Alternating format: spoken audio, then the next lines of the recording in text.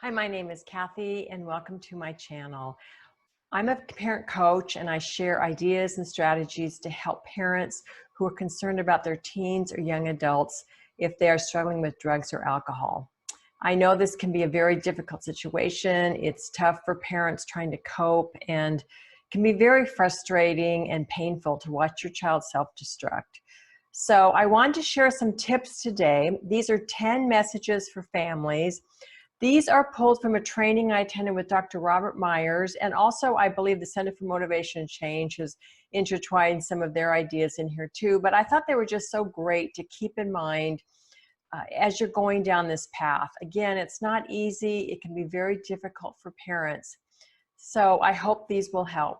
With that, let's get started. So the first one is, research has shown that family members can successfully learn techniques to engage their loved ones in treatment and to be willing to change. So the idea here is that you can help your child. There are things that you can do as a parent that can be really helpful. And these also apply to partners as well, but my focus today in my videos is for parents. So that's the first one. And then the second one is, you are not alone. So we know that isolation is not helpful. If you're staying alone, if you're letting the shame and stigma of addiction get to you, do try to reach out to other people. Find a support system that can help. It could be a friend, it could be family members. You also can reach out to people and do things with them, even if you don't want to bring up the addiction issue. But do not try to handle this alone. It'll just cause so much more stress for you. And then the third one is, you can catch more flies with honey than vinegar. So we know that it's easy to fall into the trap of getting emotional, getting angry, being disappointed, and we've all been there. It's totally understandable. And it makes sense when your child is doing something that's so destructive and doesn't seem to want to stop or understand the consequences that are happening. But the idea here is that you can approach him or her in a better way if you stay positive, if you try to notice what they are doing well. Substance use is only one part of your child. It's not their whole being. So do continue to focus on what they're doing well, remind them of those things, and be a positive support. It will get you further than trying to discipline your way out of it, or the yelling, nagging, and arguing that so often happens. And again, if you have found that you've been into that, don't feel alone. A lot of people have, but I think going forward, the more you can change that, the better.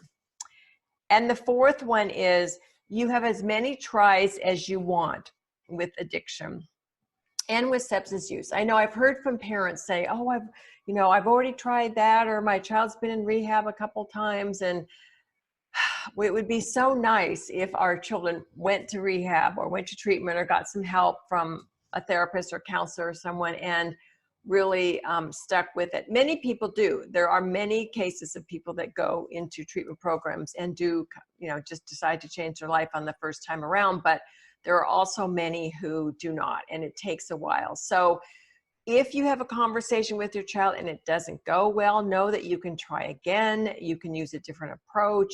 You can think about what went well with that conversation and what didn't. Another thing to really think about too is going back to times when things were going well with your child. How did you interact with them? What did you do that continued that positive feeling with your child? And try to remember that and bring out that into present conversations when I know you're stressed and there's a lot of tension. Number 5 is that you can live a happier life whether your child decides to change or not. I know there's that saying, I'm only as happy as my unhappiest child, and many parents find that they fall into that trap, and that's why self-care is so important. It's critical that you do things to help yourself, because there's no guarantee that your child's going to stop their use or that they're going to stop their use on your timetable. And you don't want health issues to interfere with your life. You don't want to take time away from your other children or grandchildren if you have them. And so know that you can have fun, you can find peace and joy no matter what your child's doing.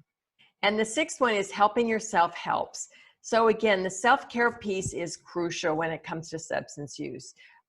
Really, your child's going to be better off the more you take care of yourself.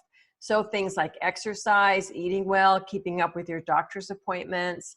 Something that really helped me was starting a journaling practice. I had not done that before, but what I have found that when I'm stressed and if I just write down a few things, it really leaves my mind and, gets down on the paper and I feel a lot better. Yoga was another thing that helped me. I found that really helpful. And from there went into feeling like meditation on a somewhat regular basis. I'm not perfect about it, but I do like meditation. It really calms me, sets my day, and you don't have to do it for endless hours. Even if you do 10 minutes a day, I think it's helpful. So those are some things that help me. And so just find what works for you, but do help yourself because again, this is a long haul. This isn't easy. Number 7 is that you or your child are not crazy. I know it can feel that way when substance use is an issue. You might find yourself doing things that feel really crazy and you see your child doing things that are really crazy, but know that it's part of the substance use and it's a problem. It's a problem like everything else. So what we want to do is try to keep our emotions down, know that this is a problem that can be solved. Many people have. And also remind yourself that you did not cause this. I think parents go through that a lot. I know I felt like that at the beginning too, that, oh my gosh, what did I do? We all make mistakes as parents. There's no perfect parenting, but you did not cause your child's substance use. And the good news is there are things that you can do to help them want to change their behavior and be motivated to find recovery. Number 8 is the world is not black or white. Our children came to substance use for a number of different reasons, and we want to offer them a number of different paths to find recovery. There's not one path to recovery, and it's really a missed opportunity when we try to funnel our child into one direction. One size doesn't fit all when it comes to substance use, so the more you can offer your child options, the greater the chance that you will have that they are willing to change. Number 9 is that research has shown that labels can really hinder a person's interest in wanting to change. They have a very negative connotation, and often, especially teens, if they have to wear that label, they aren't interested in getting help. So really be careful about calling yourself an addict or an alcoholic. If your child does choose to go to AA and they are in their meetings calling themselves an addict or an alcoholic, that's their choice. But as you know, labels, especially at the beginning, aren't so helpful at all. And people will be more willing to change if they feel like they're just part, this is just a problem. It's not that they have to wear a label or they're a complete subgroup of people that have defects. That's not what we want our kids to feel. This is a problem. We can solve this problem. There's ways to manage it, and you can get back to regular life as quickly as possible. And number 10 is that you have nothing to lose and a lot to gain by getting involved. So I know sometimes the messages you might be getting are to let go, detach, there's nothing you can do. And in my opinion, that can't be further from the truth. The more you lean in, the more you take care of yourself and help your child in a healthy way, the greater your chances are that they're going to find recovery. So think about what you can do, notice what they're doing well. Even if your child's still using, we talk with parents and we say, go meet them for a cup of coffee, go take them to lunch or meet them somewhere and have lunch, split a sandwich with them or whatever.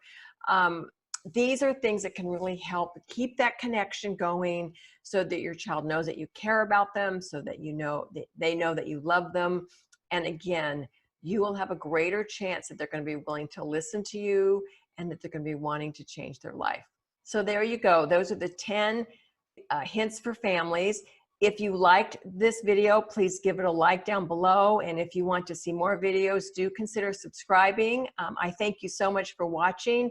If you have some thoughts about what helps you when it comes to substance use, please add those in the comments or any questions. And in the notes below, I have listed some other videos that you might find helpful as well as other resources. So again, thank you for watching. Take care and have a great rest of your day.